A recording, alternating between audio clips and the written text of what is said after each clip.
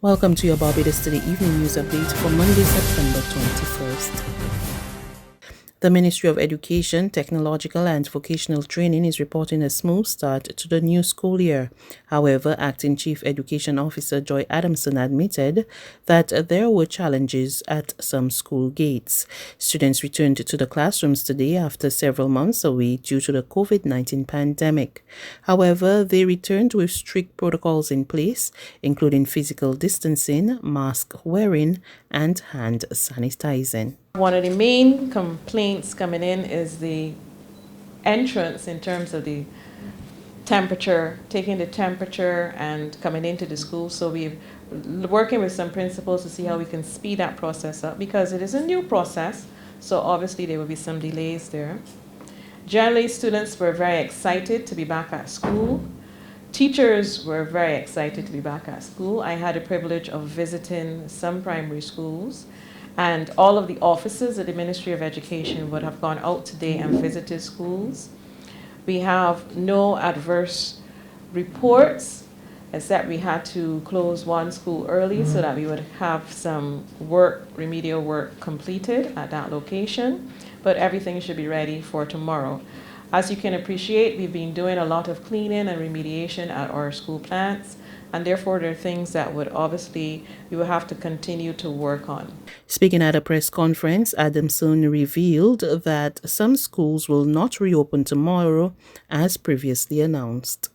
Yesterday we would have announced that some schools would have a delayed start, and we had said that we would have one more day for some remedial work and some cleaning to be completed, and give teachers the opportunity to set up their classrooms.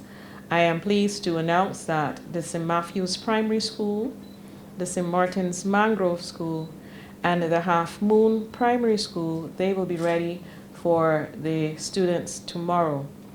However, the St. Philip Primary School will have one more day delay.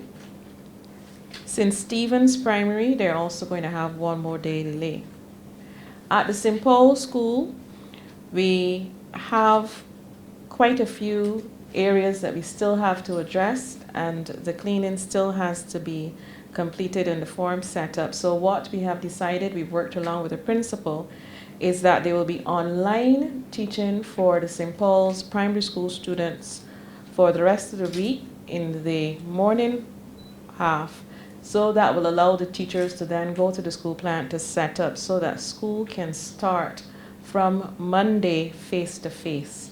Education Minister Santia Bradshaw, speaking at the same press conference at the end of the school day, revealed that parent monitors will be placed in schools in another 2 weeks to provide additional support. I know that there have been some concerns about the distancing in the schools. Obviously, again, schools are working together to be able to get the minor details right in relation to safe distancing.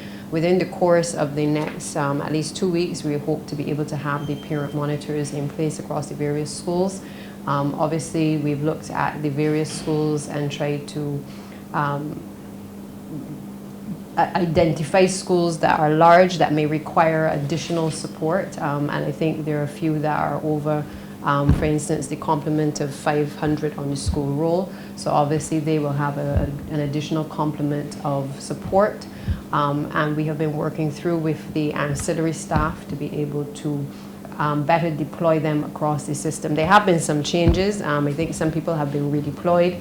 In some cases we're trying to put in a few persons where we recognize that there are some challenges, but that again is a work in progress because again we are working with the timetables that the principals have put forward to us to be able to reschedule the school day in a way that is practical to all concerned.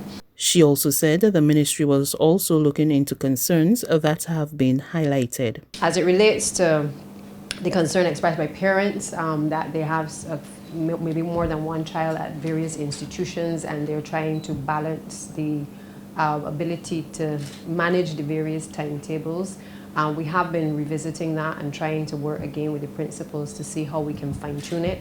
The devices have been, the distribution has obviously started, and that is continuing during the course of this week as well as feedback comes in from the respective principals. And that process, in terms of the configuration and certainly the deployment of the devices, is an ongoing process. We anticipate that as students go back into school, obviously you will have highlighted students that may have had a device during the summer, but for whatever reason they may not now have one. And we want to be able to make sure that we get that information coming into the principals as much as possible so that the Ministry of Education can certainly respond. Meantime, Barbados Today visited a few primary and secondary schools this morning, and their principals also reported a smooth start on the first day back to school. Everybody was glad to be back at school. The teachers and the ancillary staff are working very hard to get things organized for the children. So we are excited to have them back at school and to see how things will go. Because we've been away from each other for 6 months, so we're looking forward to interacting again, though not in the usual way, but we are looking forward to what the term has to offer. And the students are wearing their masks. They came in with a mask. You didn't have any issues with... No. They came in with their masks, their social distancing. Our school day would be a regular school day from 9 to 3. We would do our staggering for lunch and for dismissal in the evenings. So we hope, obviously, it's a work in progress. This is the test of it, starting from today and through the week. And we will continue to monitor and make any necessary changes effectively running of the operation here at the You haven't had any much queries and other concerns from parents or anything? Not necessarily, just I did a meeting last week where I updated the parents on exactly what we're doing and explained to them how we're going to be running our stuff here at the Hall. I'm quite happy with how things have started this morning. We would have had our initiative started. We were looking at having our system where we have juniors in our mornings and seniors in the afternoon. And everything was executed as planned and everything went smoothly. I'm really happy to be back out with the students and have the opportunity to provide that much needed education and guidance in the face-to-face way of doing our business this week. There are going to be a few tweaks to the plans as we go through, as we observe any difficulties that come up. We're going to try to adjust the systems to make sure that we can do our best to accommodate our students and any parents that have any issues. This morning, I must say that we had an extremely positive response to our rollout with regard to teaching and learning in the environment, given that we do have COVID-19. And I must say that we've had a very heartening buy-in as to our particular model here at the Spring Memorial School. All of our stakeholders are fully engaged and on board. We would have had this morning with our form teachers. A significant amount of time was spent on reiterating the importance of respecting the protocols and the guidelines. Those will be the national protocols through the Ministry of Education, and ensuring that as students and all persons who use the campus move across the campus, that the protocols are indeed taken seriously. In other news, police have identified the female whose body was recovered from the bottom of a cliff on the eastern side of the Animal Flower Cave in St. Lucie on a Sunday. It is that of 61-year-old Celia Hoyt of Q-Land, Bacatel, St. Thomas. Investigations into the circumstances surrounding her unnatural death are continuing. Lawmen are now appealing to anyone who can assist with this investigation to contact Police Emergency at 211, Crime Stoppers at 1-800-8477, or the nearest police station. There's regional and international news after this short break.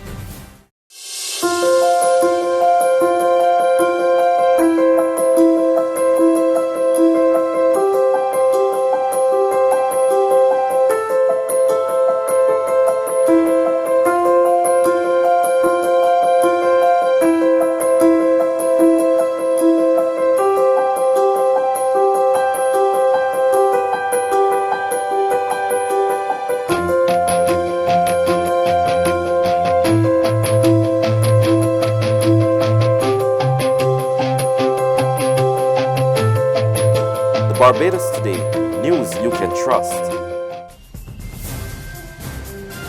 To news from our regional neighbors, Belize Prime Minister Din Barrow said he was positive that the country would emerge from the COVID-19 pandemic. He made the comment on Monday while delivering his final Independence Day speech as head of government as he prepares to step down from active politics.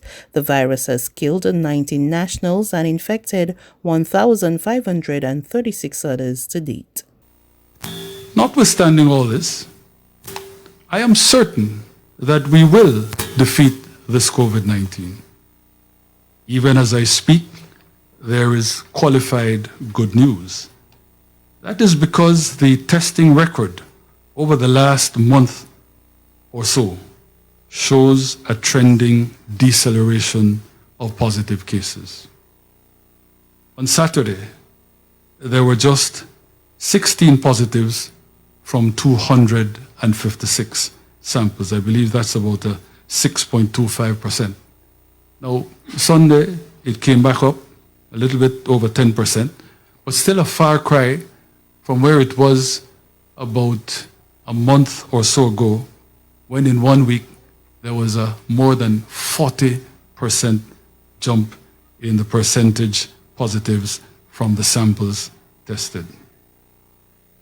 The phenomenon of indiscipline, the lax or willful behavior that contributed to the new outbreaks is, I think, receding. The rapid tests that will allow for ease of mass detection and contact tracing are steadily becoming more reliable. And finally, on the international scene, Madrid is battling a new surge of coronavirus cases. We get the details in this Reuters TV report. New partial lockdown measures started on Monday in Madrid as the country battles another surge of coronavirus cases. The new rules predominantly apply to areas of lower income and with higher immigrant populations.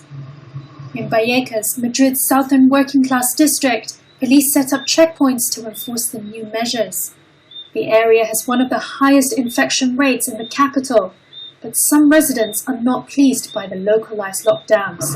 Horrorosas y fatales, porque no sé por qué no discrimina. They say it discriminates against the poor. Dozens staged protests outside the regional government headquarters as Prime Minister Pedro Sanchez met with Madrid's regional leader on Monday. Authorities in Spain's capital, which accounts for a third of all infections in the country, announced the restrictions in areas where levels exceed 1,000 per 100,000 inhabitants. In those areas, access to parks and public areas will be restricted, gatherings will be limited to 6 people, and commercial establishments will have to close by 10 p.m. Spain has recorded more than 640,000 COVID-19 cases, the highest number in Western Europe. The disease has killed more than 30,000. The Spanish economy slumped 18.5% in the second quarter. The country is receiving $166 billion in grants and loans from the EU's coronavirus recovery program. That's news. But for the very latest, visit us at www.barbadostoday.bb. You can also subscribe to our e-paper, email updates, or like us on Facebook, and sign up for our breaking news alerts via WhatsApp. We're also on Izumi Media in bus terminals, as well as screenplay at supermarkets and gas stations near you. And you can also hear us on Mix 96.9 FM and Capital Media HD 99.3 FM.